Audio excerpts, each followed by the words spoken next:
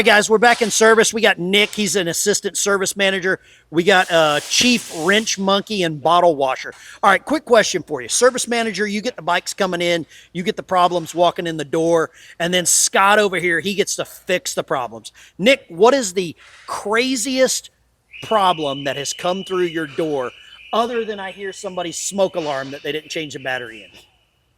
Craziest problem? Are we talking about like crazy? Somebody just comes in and they're like, what is the weirdest thing? Like, has anybody come in with like a cat in a carburetor? Or Oh like man, some gosh, rats the in amount inside? of rats we find on interferings for people that are just like, oh well, my stereo's not working. This isn't. Well, where do you leave your bike parked? Outside. Yeah. Great. Do you leave a cover on it?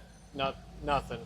And then last week Scott and we had one that had a rat's nest in the fairing. Mm-hmm. What's the craziest thing you've seen here lately, or problem that just came in?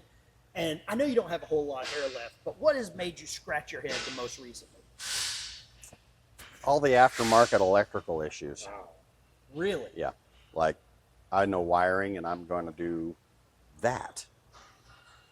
Is it getting more uncommon to get older bikes? Now, we're standing here by some FXRs, right? We're standing here by these. One of these is yours, one of these is Nick's. Right. Do you prefer working on this, or do you like working on the new bikes? I love the old bikes? stuff. Yep. I love the old stuff. The low-tech old stuff. And now you bought this FXR recently. Yes. And then, Nick, you've had yours for a while. Yeah, You sold it and it came full circle. Yeah, I sold it, came full circle, and bought it back in the same condition I left it in. So now it's time to finish it up.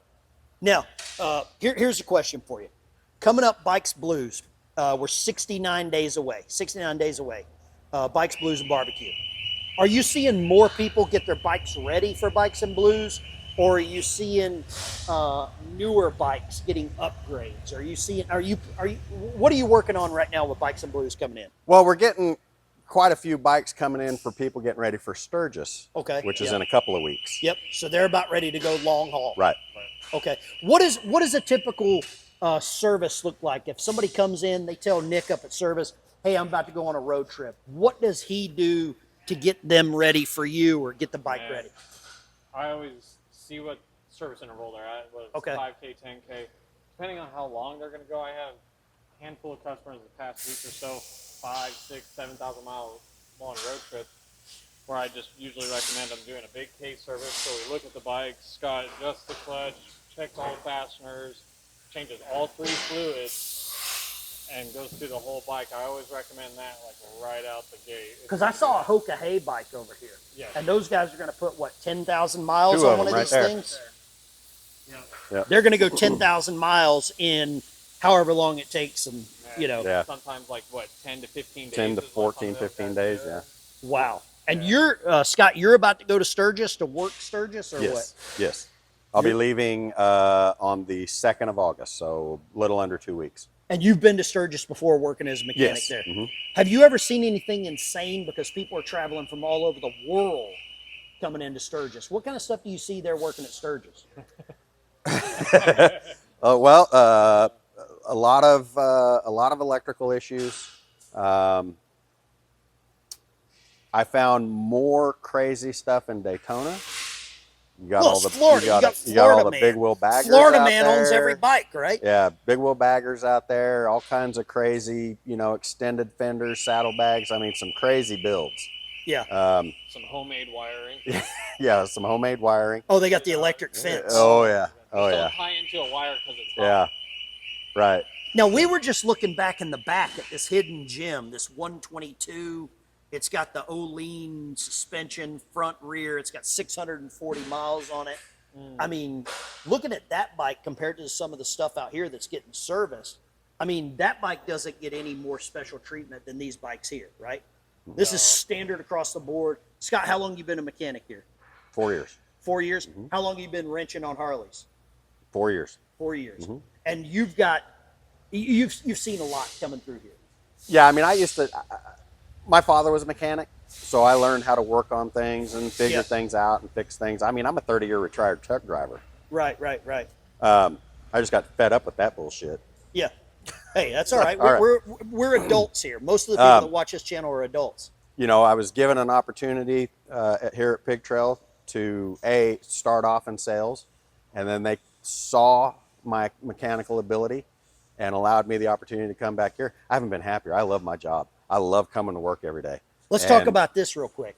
Now, you and I have something in background, both Yes. submarine guys. Yes. Nick's a Marine. He's eaten all the crayons out of here. That's what Right. it's done in So the you've building. got a bunch of military guys, veterans that work here. You see a lot of veterans that come in on bikes, that camaraderie, that family, that stuff like that. Talk to me a little bit about that. I mean, what do you find coming into this Harley family at Pig Trail? Is that something you remember from the military? Because we were tight. I mean, back here in the service part, this reminds me of like the smoke pit in the barracks, right? Everybody's chilling, you're harassing Yeah. each other, that kind of thing. Is that same kind of family that you got here at Pig Trail? Absolutely. Yeah. It resembles it, yes. Yes. Nothing quite matches, you know, being on a sub in such close proximity with, you know, 120 other guys. Yeah, well, you got to see dudes naked more often. I mean, you know everything about them. Yeah. And, you know, you get to know some of those guys better than their own families know them. Yeah. Out here, it's a little different. You know, people have their own lives, their own families, that Yeah. kind of stuff. They don't live together. But there is still some camaraderie. You know, veterans treat each other differently. Yeah. So, yeah. Now, how many more mechanics would they bring in here for Bikes and Blues? They might bring in maybe like another half dozen. Just kind of depends. And then, of course, we're going to have some techs working outside. So, yeah, anywhere from a half dozen to maybe 8, 10. Okay. All right. Scott, where's your stall ladder, your lift? Right here. Right over here. Those what are my you working two. on over there now? So I'm rebuilding a 131 that spun a lifter, turned it 90 degrees, and then just destroyed the lifter, destroyed the cam, put a bunch of oil, metal shavings into the oil, which went through the engine. So that's been a case splitting rebuild. Gotcha. So yeah. Wow.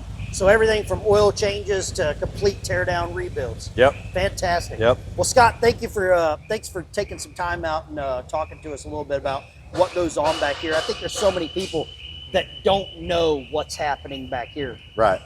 to keep this whole machine moving. Yeah. All right, Scott, thank you. You bet. Guys are going to see you at Sturgis here in a couple of weeks, Yep. and then Bikes and Blues are going to be back here. Yep. All right, man, we'll talk to you in the next one.